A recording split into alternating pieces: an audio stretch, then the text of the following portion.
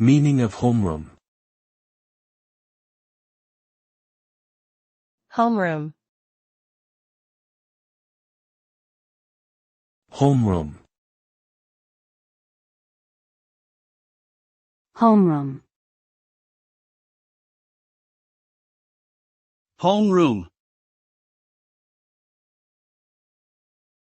In the context of education, a homeroom is a designated classroom where students gather for attendance, announcements, and other administrative tasks at the beginning of the school day.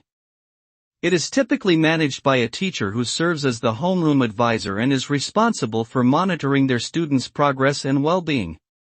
The homeroom period is also an opportunity for students to connect with their peers and build a sense of community within their school.